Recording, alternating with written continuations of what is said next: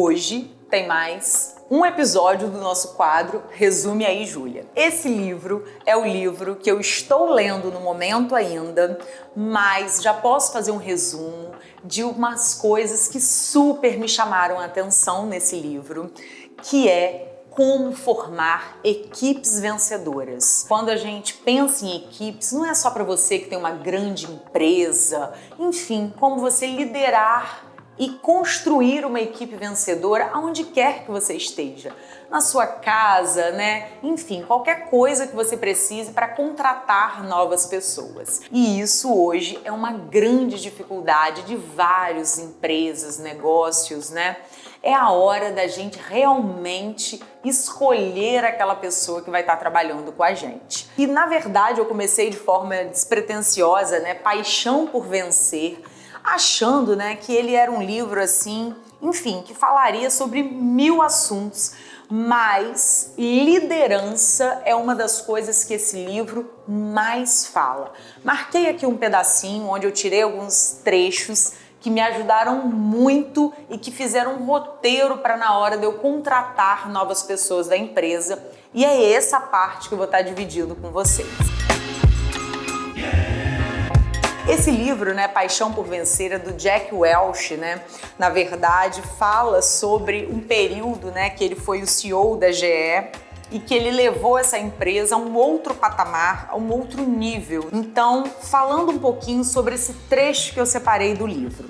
Os testes fundamentais, né, que são 3 testes quando você está fazendo uma entrevista para uma nova vaga na sua empresa. Ele separou aqui 3 perguntinhas, 3 coisas que você precisa, né, na verdade, de perguntar a esse novo candidato. O primeiro teste é da integridade. Como assim, Júlia? Como que eu vou saber se naquele teste de emprego, naquela conversa, eu vou saber se essa pessoa é íntegra ou não? Eu gosto sempre de perguntar sobre o último emprego e por que aquela pessoa acabou saindo ou como que era nessa empresa. Não por eu querer saber de forma específica, Júlia, que besteira você perguntar sobre isso, porque a pessoa acaba nunca falando a verdade.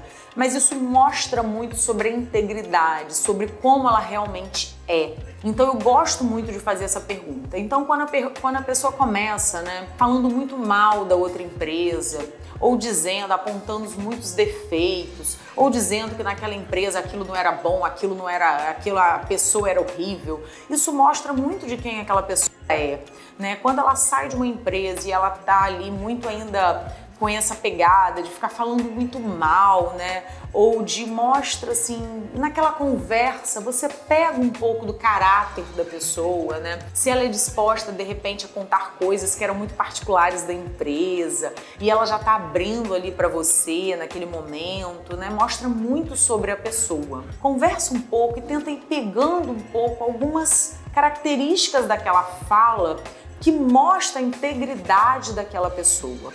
Isso é o fundamental, porque isso, características técnicas, aprende, mas integridade é uma coisa que não se discute.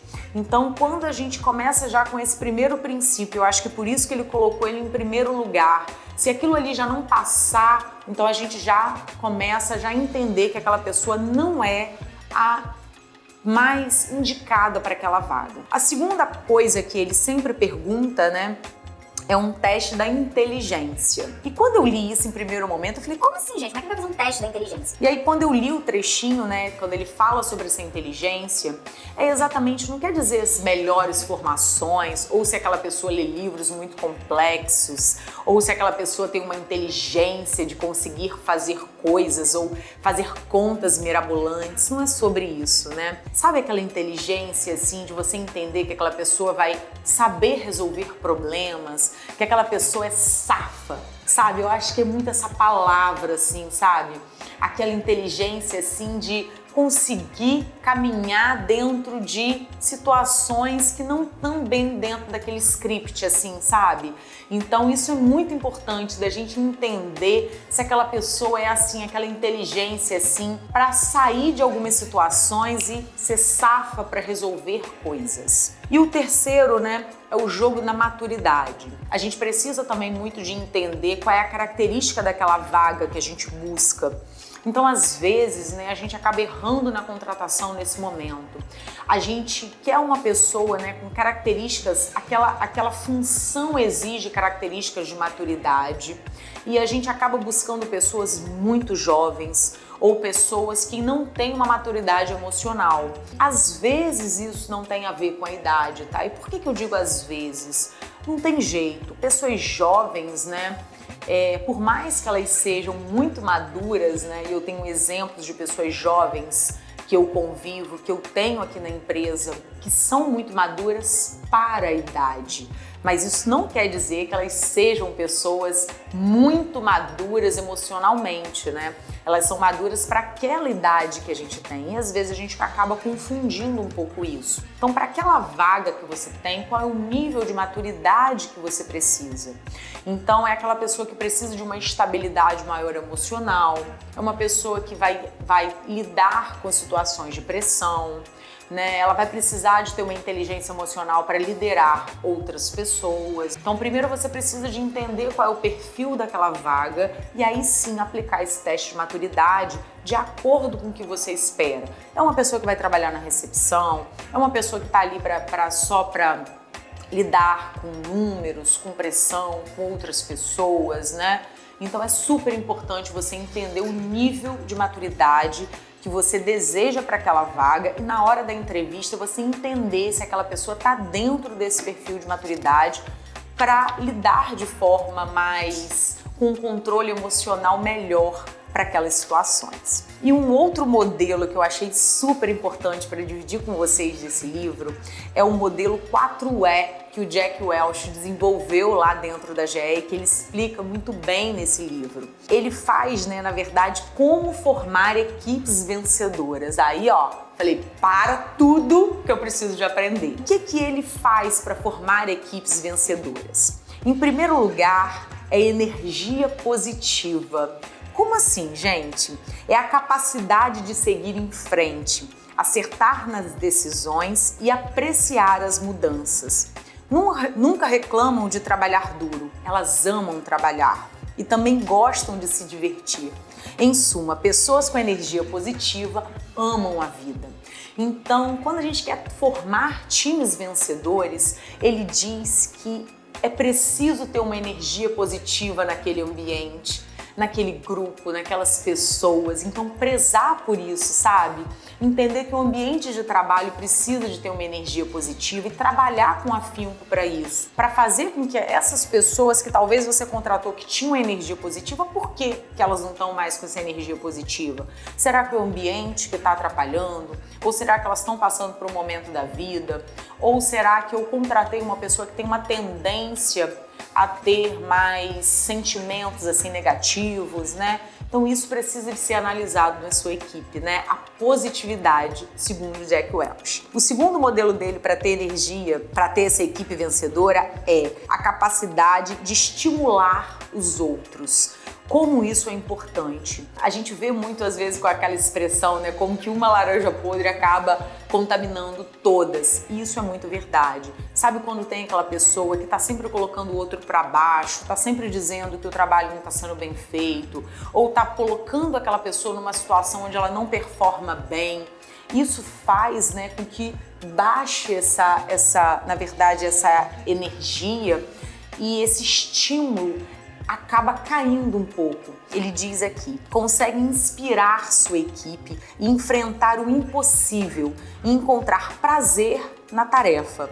Todo mundo quer trabalhar com pessoas assim. Então, às vezes, a gente acha que isso é muito característica do líder, né? Sempre ser aquele que vai estimular a equipe. E sim, isso é verdade. Mas dentro do seu grupo, tenham pessoas que estimulem as outras, que façam elas a caminhar, andar numa direção de avanço, que mostrem o lado positivo delas, o que elas fazem melhor. Isso ajuda, né, a fazer esse time caminhar. Eu super concordo com ele. O terceiro passo para ele é o esforço de tomar decisões difíceis. Pessoas eficazes, no entanto, sabem quando parar de fazer análise e tomar decisão difícil, mesmo sem ter todas as informações à mão. Isso é muito verdade, né? Tem pessoas que têm uma tendência a, quando tem uma situação muito difícil, paralisar. não saber sair dali daquele lugar, sempre ficar rodando em volta de um problema e focar no problema e não na solução. Pessoas assim acabam contaminando o time. Então foque em pessoas, em desenvolver pessoas que foquem na solução e não no problema. Então eu tento muito exercitar isso dentro das empresas e falar assim, não me tragam problemas, me tragam soluções. Então dentro assim, olha Júlia, a gente tem um problema sim, mas eu já pensei, ó, dessa forma vai dar certo. Então estimula isso dentro do seu time, a não ficar sempre focando no problema. Os problemas sempre vão existir. A gente lida com problemas a todo momento, mas estimule seu time a trazer as soluções para você. E isso valoriza a pessoa. Nossa, ela quer me ouvir, ela quer saber a minha opinião para resolver aquele problema. Isso gera uma unidade no time, onde todo mundo se sente parte. E o último passo, né, é o que nos leva ao quarto E de execução.